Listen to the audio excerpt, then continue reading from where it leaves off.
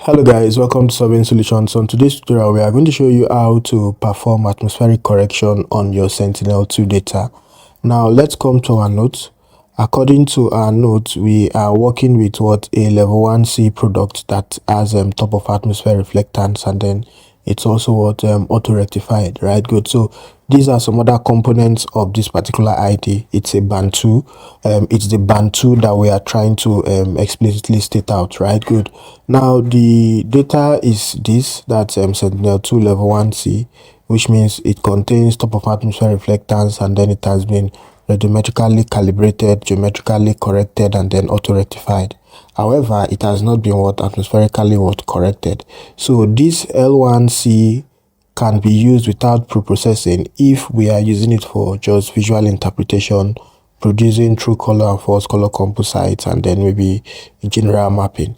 However, if we want to use it for maybe land use land cover, spatial temporal analysis, risk zone mapping, and then maybe some other, should I call it, more serious analysis, we should not use that, right? Good. So because they require consistency between images on different dates. So basically what we are trying to tell you is that yes, this data set we have here is a Sentinel-2 data, however not atmospherically corrected, right? Good. So in order for us to do that, we are going to use the semi-automatic classification plugin.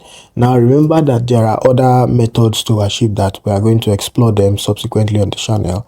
However, we are starting with using the SCP plugin.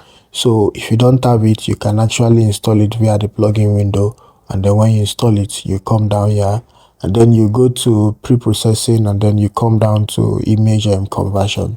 Now under image conversion, you are going to browse to the directory that contains the bands.